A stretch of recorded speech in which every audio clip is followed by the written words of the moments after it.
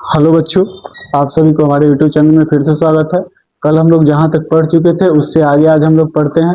कल हम लोग पूर्ण संख्या के बारे में पढ़ चुके थे, आज हम लोग पूर्णांक के बारे में पढ़ते हैं। पूर्णांक क्या होता है उसको हम लोग देख लेते हैं। इसका डिफिनीशन होगा धनात्मक तथा ऋणात्मक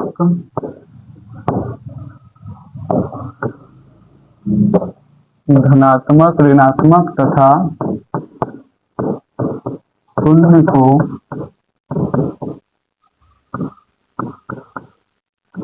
शामिल करने से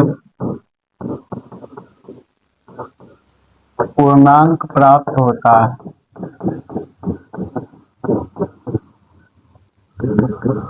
इसे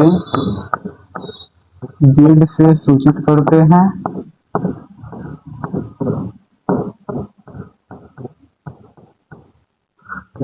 एग्जाम्पल इसका क्या होगा, जेड बराबर माइनस इंफिनिटिव से शुरू होगा, dot dot dot -3 -2 -1 0 1 2 3 4 5 dot dot dot plus infinitive तक हो गए। जीरो से दायां साइड वाले को सभी को हम लोग धनात्मक पूर्णांक बोलते हैं।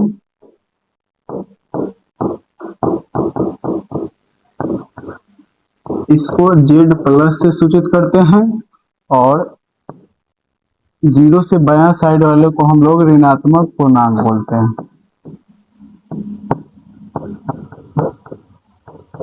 इसको जेड माइनस से सूचित करते हैं।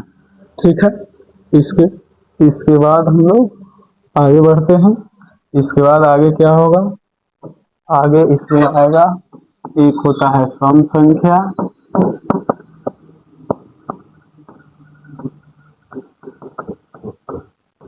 इवन नंबर,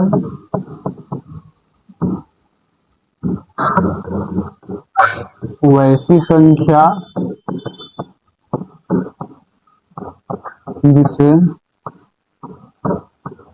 2 से भाग देने पर पूरा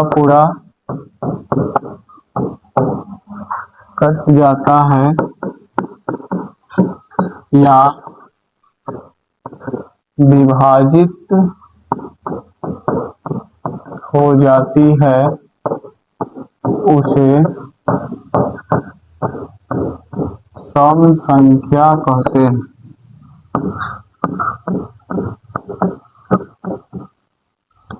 इसे हम लोग चाहेंगे तो ई से सूचित कर सकते हैं। इसको हम लोग ई से सूचित कर सकते हैं। इसका एग्जाम्पल क्या होगा,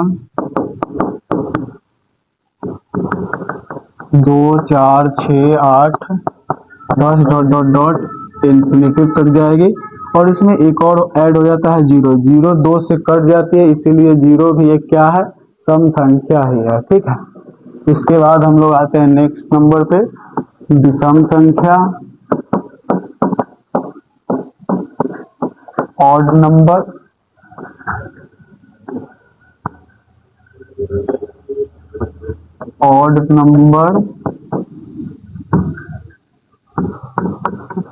वैसी संख्या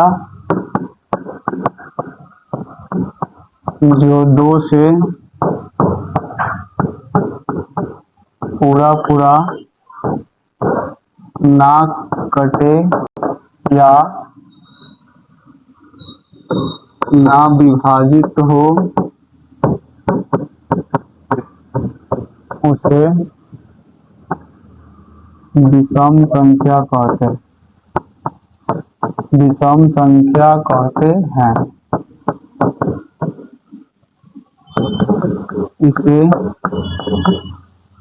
ओ से सूचित कर सकते हैं।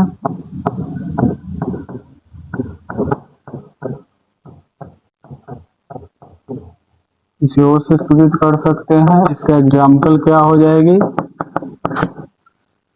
1 3 5 7 9 डॉट डॉट डॉट इंफिनिटी तक जाएगी।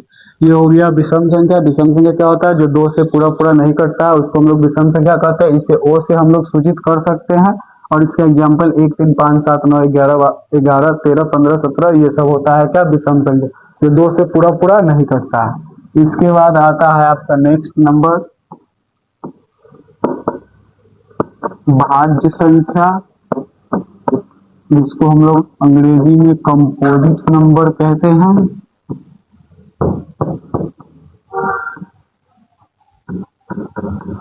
वैसी संख्या जिसका दो से ज्यादा गुणनखंड या फैक्टर हो। वैसी संख्या जिसका दो से ज्यादा फैक्टर हो उसे भाज्य संख्या कहते हैं। इसे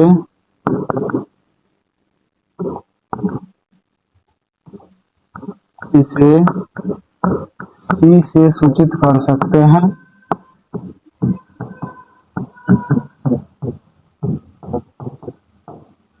इसका एग्जाम्पल क्या होगा? C इज इक्वल टू 4 6 8 9 10 12 14 15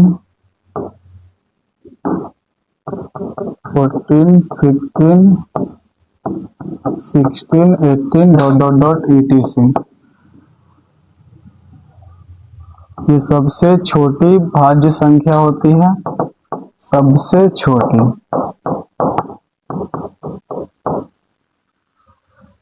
समझ में आ गया? भाज्य संख्या किसको कहते हैं? वैसी संख्या जिसका दो से ज्यादा गुणनखंड या फिर उसको अंग्रेजी में फैक्टर कहते हैं हो उसे भाज्य संख्या कहते हैं। इसे हम लोग सी से सूचित कर सकते हैं। और इसका एग्जाम्पल क्या होगा? सबसे छोटी भाज्य संख्या जो होगी वो 4 होगा। क्या होगा? 4। इसके बाद आता है नेक्स्ट अभाज्य संख्या, जिसको हम लोग प्राइम नंबर कहते हैं।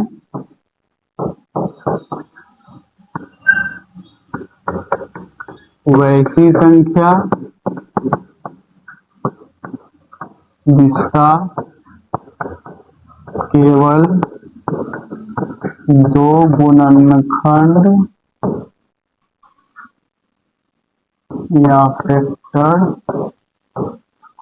गुणनखंड या फैक्टर हो उसे भाज्य संख्या कहते हैं। भाज्य संख्या कहते हैं। इसे ई से सूचित कर सकते हैं, हम लोग सूचित कर सकते हैं। इसका एग्जाम्पल क्या होगा? ई इज इक्वल टू 2 3 5 7 9 नहीं होगा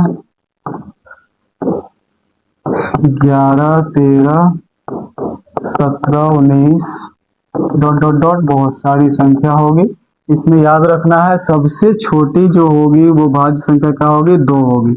और ये इकलौती ऐसी सम संख्या है जो भाज्य संख्या भी है और सम संख्या भी।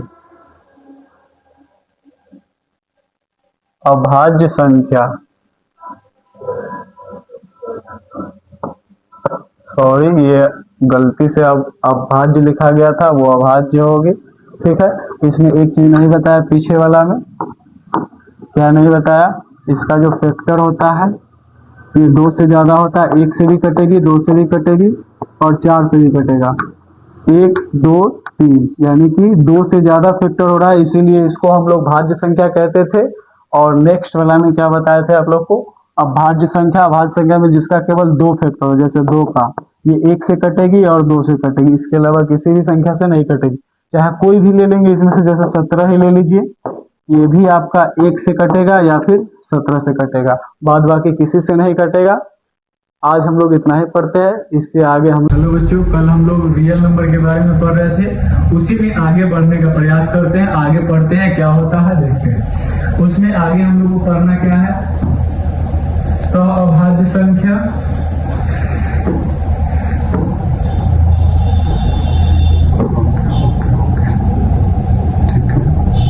सहभाज्य संख्या पढ़ना है। सहभाज्य संख्या को इंग्लिश में कोप्राइम नंबर कहते हैं। इसमें क्या होता है, ऐसी दो संख्या जिसका मौस यानी कि एचसीएफ एक होता है, उसे हम लोग सहभाज्य संख्या कहते हैं। या फिर इसी का दूसरा परिभाषा हो सकता है, ऐसा दो नंबर जिसका उभयनिष्ठ फैक्टर सिर्फ एक हो, उसे हम लोग सहभाज्य संख्या कहते हैं। जैसे एग्जाम्पल 2, 3, 4, 5, 5, 7, ये सभी का जो HCF होगा मेरे प्यारे बच्चों, ये 1 होगा। कितना होगा? 1। इसके बाद क्या आता है, जुड़वा अभाज्य संख्या, ट्विंस प्राइम नंबर इसको बोलते हैं। क्या होता है, वैसी दो अभाज्य संख्या जिसके बीच का अंतर 2 होता है, जिसके बीच का अंतर 2 होता है, उसे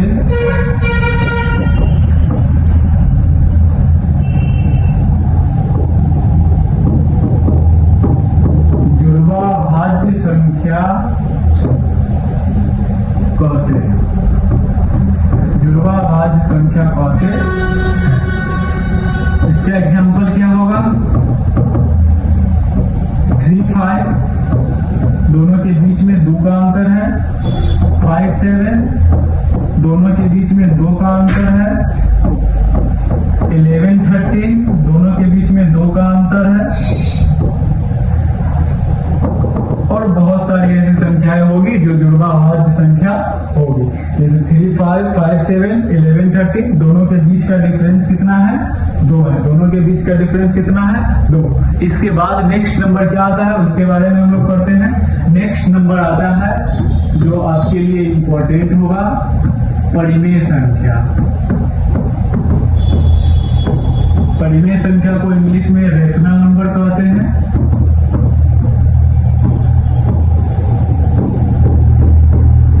रेशनल नंबर कहते हैं वैसी संख्या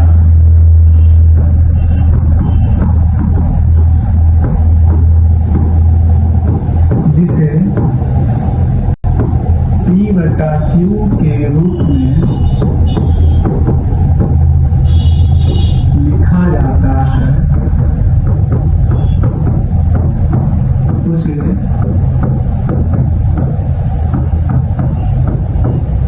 परिमेय संख्या कहते हैं।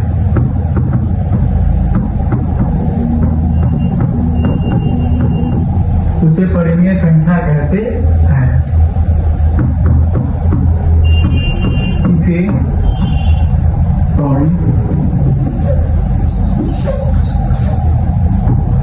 जहां Q not equal to 0।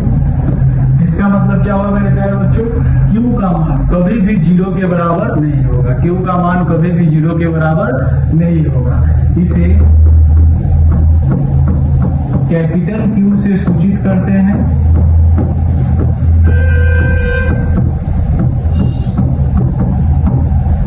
Example क्या होगा,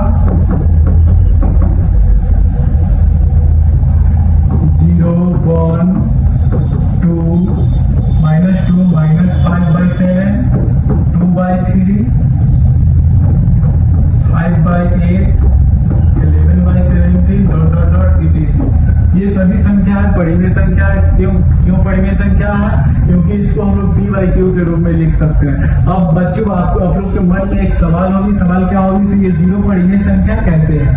दुनिया में कोई भी संख्या होती है, उसके नीचे अगर कुछ दिया हुआ नहीं रहता है तो उसके नीचे 1 छुपा हुआ रहता है, और 1 छुपा हुआ रहता है, जिसके कारण ये वाला देखिए आप 0/1, तो ये हो गया P और ये हो गया Q। ये दोनों क्या हो गया आपका P/Q के रूप में व्यक्त हो गया। इसीलिए 0 भी एक प्रकार का क्या है, परिमेय संख्या। उसी प्रकार 1 है, 1 के नीचे भी 1 छुपा हुआ है, ये भी परिमेय संख्या। दुनिया में कोई भी संख्या होगी, पॉजिटिव या नेगेटिव संख्या होगी, वो सारे की सारी संख्याएं क्या होंगी, परिमेय संख्याएं होंगी। इसके बाद नेक्स्ट आता है मेरे प्यारे बच्चों, अपरिमेय संख्या।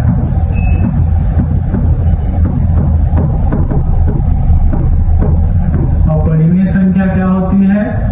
इसको बोलते हैं इरेशनल नंबर।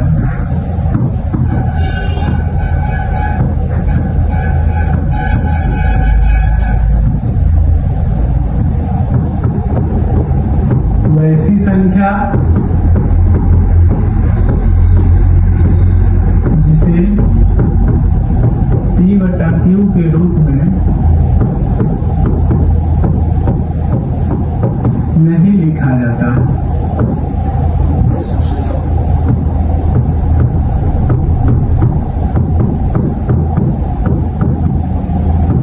उसे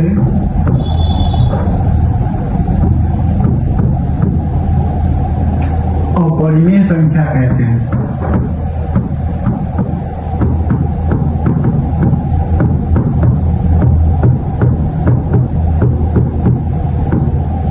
इसे I से डिनोट कर सकते हैं, इसे I से सूचित किया जाता है।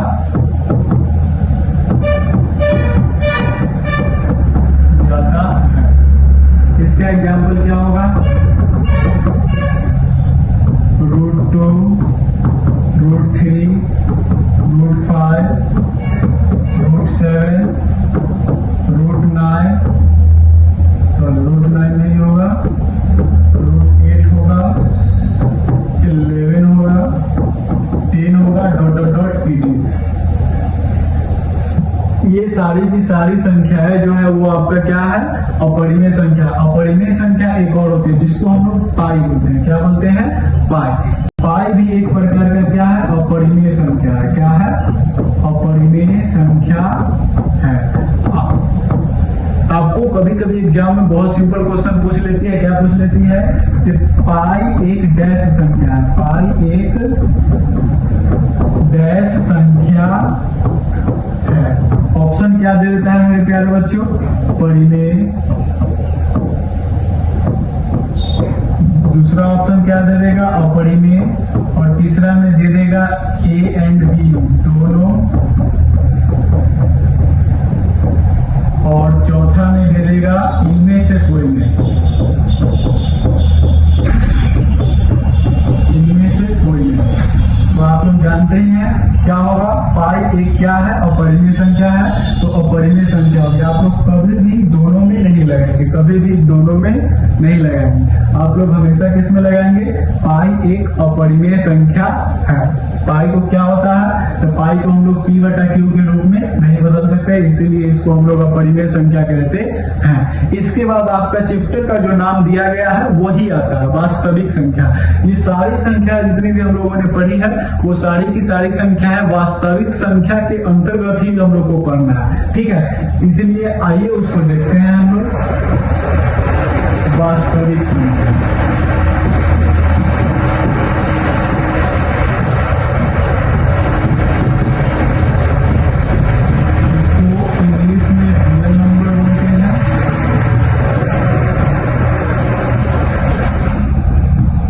अभी तक हम लोगों ने जितनी संख्याएं पढ़ी है वो सभी की सभी क्या होती है? वास्तविक संख्या होती है। ऐसे इसका डिफिनीशन क्या होगा? डिफिनीशन इसका दो तरीके से दे सकते हैं, परिमेय और